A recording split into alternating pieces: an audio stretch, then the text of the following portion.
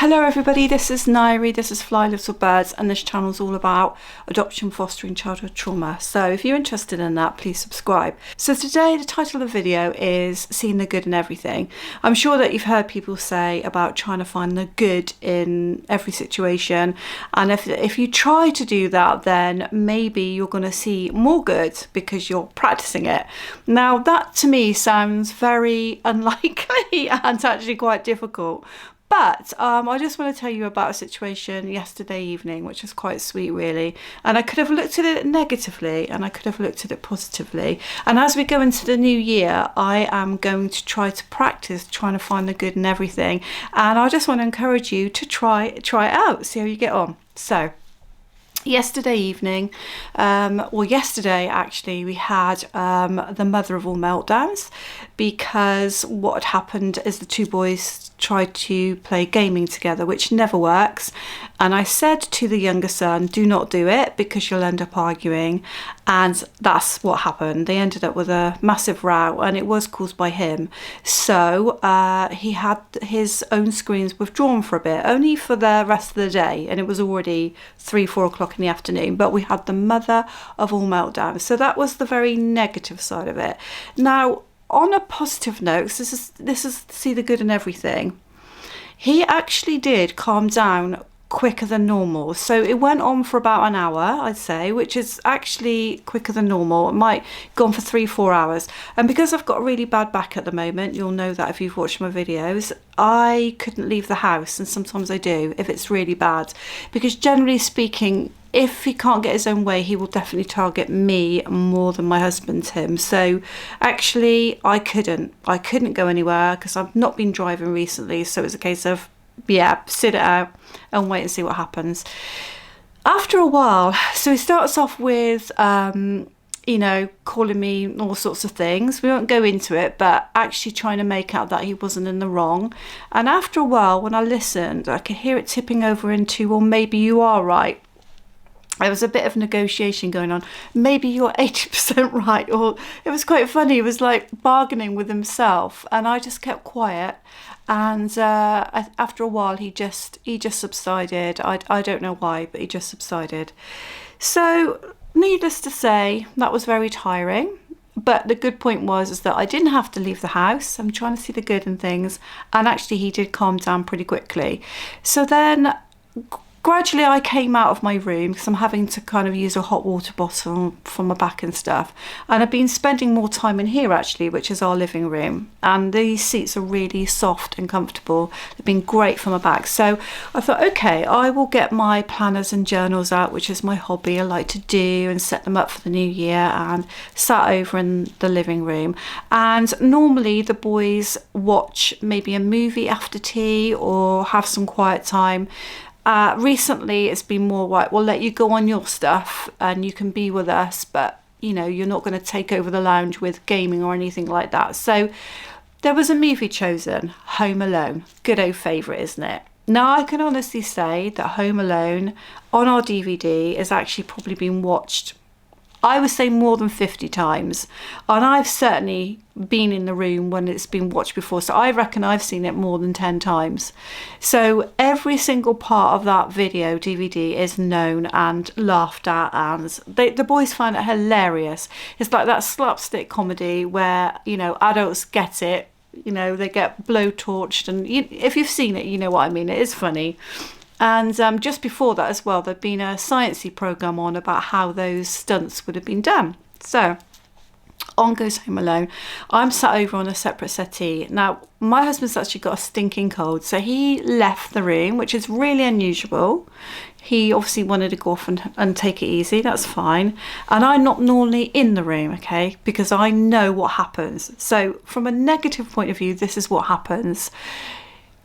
My younger son comments all the way through, and I mean from start to finish, and I mean every bit he likes, he will comment on so that everybody knows he likes it and they need to respond. And every bit that he doesn't like, he will moan about it or say, why have they done that? And is that true? That can't be right, okay? So that's why I don't normally I just can't. I can't do it. But being that we'd already had a pretty bad day, and being that I needed to be down in the living room, I ended up somehow just me and him, and the other son went off to do something else. So let's look at this in the positive light, shall we? I think he really enjoyed the fact that I was in the room with him. And I think part of the enjoyment of the film, because I like the film as well, it's not like some of the adventure stuff they watch, or sort of like the action thriller stuff, which I'm not into. I do actually like the film. So first of all, I think he really enjoyed me being around. And that was precious from the point of view of what had happened earlier in the day, because he was really not nice at all. And I've already talked about this empathy side and consequences. Honestly, I think he had an idea how upset I was, but it was still fairly lost on him. Most people of his age would get how hurt someone would be. I honestly, 25% out of the 100% where he needed to understand, 25% he got it, but the rest of it he didn't. So it was quite precious and sweet that we were in the room together, and that actually almost like a bit of a healing process was going to happen before he went to bed that night, which I think was important. So there we are, positive, we're in the room together, and I think he really enjoyed that.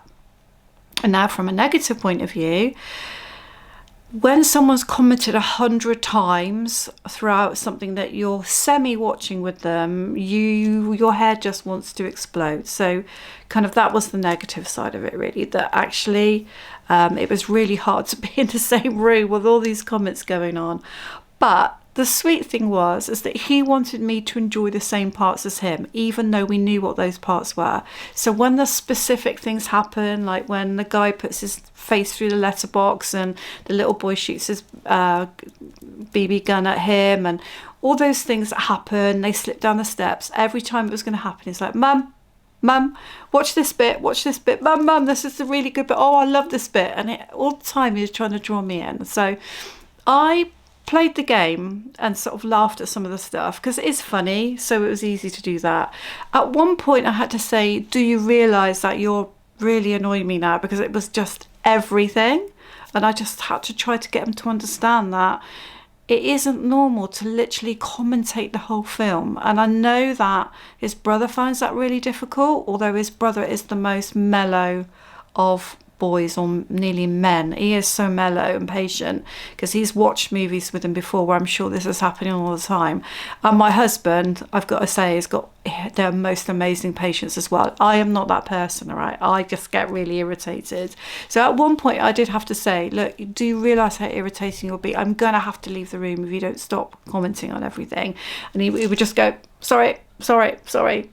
But we made it through until we got to his bedtime, which was 9 o'clock, a little bit earlier, because normally what we do is they go upstairs at 8:30. They've got an hour to do what they want in their room, and if that's stable and settled, then they go to sleep at 9:30. But it was a bit different because of partly of what had happened, and also the fact he'd watched a movie in the room, so it's a little bit different. So we were about to get another blow off, but positive, see the good in everything. He didn't. And just before my husband came in and said, oh, it's time to go up now, it was about 9:15, and I looked at him and he was laying out on the settee, and I said, are you really tired? And he admitted that he was. Tick, another good thing, able to express to me a physical symptom of how he's feeling, really, really tired. He could have said no, but he was laying around on the settee and it was pretty obvious that he was really tired. And I said to him, did you get up really early this morning? And he said, well, yeah, he said, I got up at 8. Now, that may or may not have been true, but based on the fact that we were all having a bit of a lay-in this morning because my husband wasn't very well. We weren't going to go off to church because my husband wasn't very well. I've got a bad back. 8 o'clock is really early for teenagers, I think, to be kind of streaking out of bed. I would guess it was a bit before that, and I would guess it was, to get hold of his phone as quick as possible. And clearly that had an effect on him all day. And I said to him, I think that's one of the reasons why you may have had a meltdown, not coped very well, and lost it today, because I think you're really tired. And tick, He didn't say, no, it's not that. He kind of went, And then I said, that's what happens to you. When you're really tired, you can't control your emotions and how you feel. And then you let go and you do things that are not nice to other people and it escalates. I didn't say it quite like that. He did not argue with me. Tick. It's going in. A little bit is going in. All positive, all positive.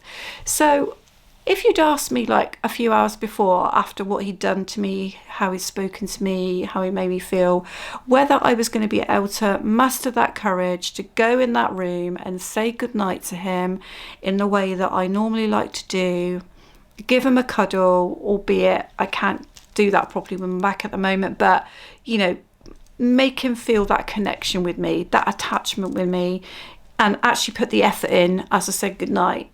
If you'd asked me a few hours before if I was going to be able to do that, it would have been no. I need time to process what's happened and I just can't do that today. But because we'd had that time together, because we'd laughed about the same things, because we discussed that he was overtired, and, you know, I'd thrown in there, you don't understand how you've made me feel and you don't understand what you do to people sometimes, and we sort of had that conversation. I could get to that bedtime and I could say goodnight to him properly as if nothing had happened. And that is hard. You know, that is part of therapeutic parenting. But as I said before, that cannot always happen. Sometimes you are physically, emotionally wounded, hurt, and you can't recover within a few hours. You can't recover within a few days. And that is normal because we are human. We have emotions. We can't always just bounce back. We just can't always do that. So it was positive. Okay, so that's what I'm going to challenge myself to do in any situation, any day, however hard it's been. I'm going to try and find those good moments, those wow moments, and those opportunities to praise, to find the good in everything. I'm going to challenge myself to do that in the new year. So I'm actually actively going to look for those situations. So set my planner up, my journal up, to be able to record those good times, those good moments.